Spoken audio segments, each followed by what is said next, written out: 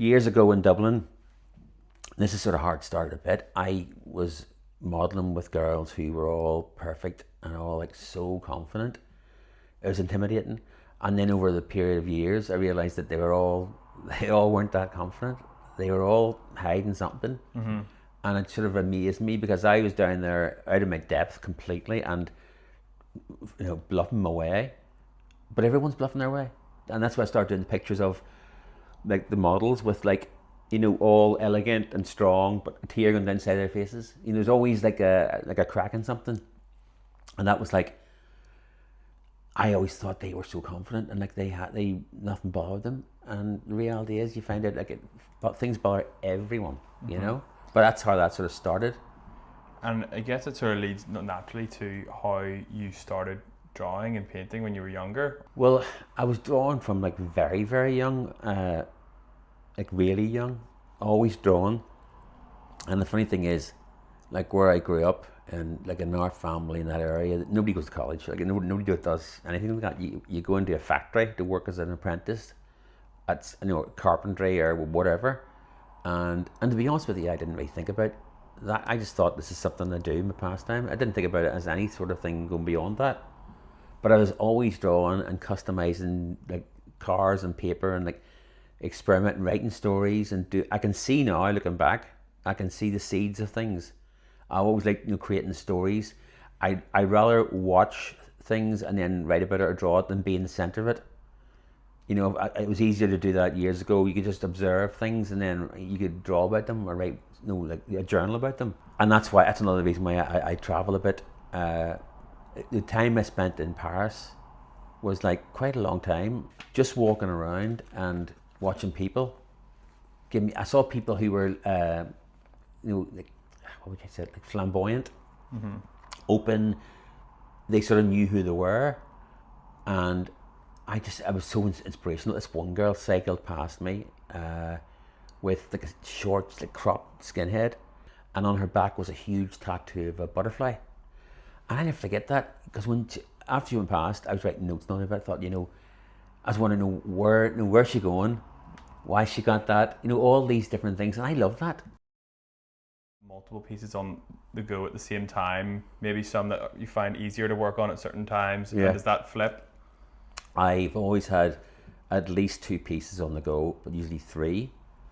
And it's bizarre, like certain ones I'd work on if I'm calmer, and there's other ones which are more emotional and more looser strokes and stuff. But then if I'm going through a calm time, I can draw calmly and more evenly, and I sort of adjust what I work on to how I feel. And it's strange because if it's something I'm really emotional about, it's like attacking something, and I would start off usually with like charcoal powder and or paint and just basically cover the whole canvas, and then like just work in where the piece should be for balance. Just sort of like work it all out about there, and then I sort of squint and I sort of see, I know what I'm going to do, and I sort of try and capture that emotion in that person, should it be male or female. But it's like, and it's still a form of hiding the emotion. It's like putting like, say sorrow, in a picture of a very beautiful girl with lots of makeup on, very successful, but she's there's a tear coming down her face, and that sorrow is like she's even hiding that bit. Do you know what I mean? It's like hiding within hiding. It's from me. It's not a calm thing. And then other times I would sit down and like 7 pencil lines would change everything. It would just be like nice calm drawing, and it's bizarre, but it's totally emotionally based. So on the Instagram, you refer to insomnia a lot and the struggle to sleep. How does a lack of sleep and dealing with insomnia affect how you work? Well, I've always worked late at night. For some reason, it seems to work that way. I mean, years ago, I would work sometimes in the daytime, but mostly the evening time, and then I would sleep. But in the recent, like I say, the past year, more and more times I don't sleep, and like it's not good. Next day you sort of feel it, and you're not right. And I just wanted to paint something and draw something what that's like, that real it's hard to explain, but it's like you just feel like you're the only person in the bloody world is awake, and it's you panic when you see the dawn. And I wanted to create something that was like intense and powerful, and I think insomnia is that.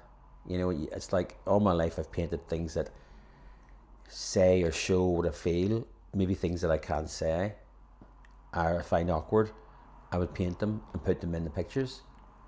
And insomnia, I mean, the whole through most of the work is all parts of my life, and I just write on there what it is. A lot of the paintings that I would do, it was always putting down the problems I would have with life, with relationships and with socializing and stuff, and insecurities. I would put all into my work and hide behind the paintings. And when people got to see some of the work, they completely related to it, and they got it for themselves, for their own reasons they got it.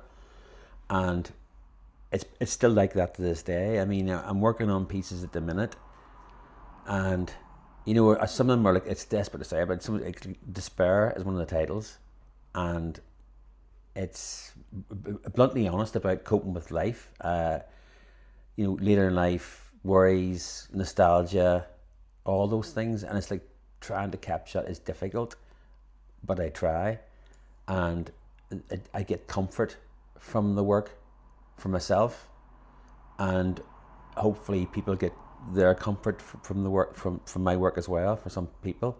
And so you mentioned hiding things within the art. It's when I'm painting, it depends how confident I am, but it's usually always visible, and it's because it depends on the size on the canvas as well. It's like if I'm really confident, I'll write that word on there. If it's something I believe in, but sometimes if I'm not as confident, it would be like off to one side and a tattoo down the side somewhere. It depends. Confidence is unbelievable, because when you're confident, you just go whoosh, and then when you're not, you're sort of a bit more guarded and stuff, a bit more mysterious. But sometimes you just want to say fuck off, or whatever. Honor and hope, and things which are priceless, but they're for nothing. They're free. Your honor, your word, respect, all those things that I believe in are there's no cost, and they're priceless. You don't have to buy it. It's there if you want to do it. And I put that through a lot of my work. Confidence and no confidence is a big part of the work. And it's weird because my technique, or my whatever style, or the way I paint has improved so much over time, because that was almost secondary, which is a weird thing to say. It was almost, I needed something to do this, and it could have been anything. I just needed stuff. I grabbed things to I know what I'm trying to do here, but it didn't matter what I was using, like whatever brush or whatever, I had to do this. And see if I capture it, it's unreal. It's like I get a canvas and I go. That's an interesting point, that the technique's almost secondary to the point you're trying to make, or what you're trying to say. Yes. Yeah. And I've always liked the idea of white, dark and light, and a lot of the images have a very dark side and they've got a lighter side, and then sometimes when I was feeling really not great, the darker side got more on the face and stuff, and it is limiting, because there's certain times you just want to fucking smash something, and it's hard to paint that. Yeah. But it's like, I just sometimes if it's not working for a while, you start doubting yourself a wee bit and start going, oh my god, I don't feel, I need to do things in a day to give myself value, to let me walk outside and walk into a shop without sneaking about the place. It's who I am. It's everything. It was never a job. It's a lifestyle. It's like, I think that does get forgotten, because it's we've got galleries and it's all great, but it's still me painting how I feel. My last question would be just about the studio. The studio's been such a home base for you, and a place you feel comfortable to paint. Well, the Batcave, I made the barn. It used to be a barn, big open door on it, and we made it into a studio. And in the early years, I drank a fair bit in there as well. And I remember, in between things, I would write things on the walls, things that I felt. And obviously alcohol magnified a lot of things. I drew on the walls, and then it's always been a safe haven. It's like it's always been all blacked out, which is the opposite of an artist. Artist wants light. But I wanted to be in a safe, dark place that I could create things. I didn't feel confident enough to have all glass A lot of my work has been, it's been inspired by like insecurities and stuff. Because I don't have the background in art or that world, and you always feel dodgy about that. So I wanted somewhere that was definitely safe. Nobody got in the door. I could experiment with the paints, and I was safe. And I could wreck the place because it's all like, it's a studio. And it's always been like a safe place I can go to if I'm feeling a bit dodgy. And when I say dodgy, I mean like, if I'm around people and I get a bit shaky and stuff, because I'm so not a people person. Everyone thinks I am, but I'm not really. That was part of a life down in Dublin and Belfast to a certain degree, but just drinking and like, putting on a front. And the more honest you are, it takes bravery to be honest. It's not easy to open about things, but I would be open about the struggles that I have with life because I want to have a better life. I don't want to act. I want to be real. And even the company you keep, I like to be with people who are open and honest. Spent years, in a company talking rubbish and faff, and I just want more real discussions, especially at this stage of my life. I want to have quality time.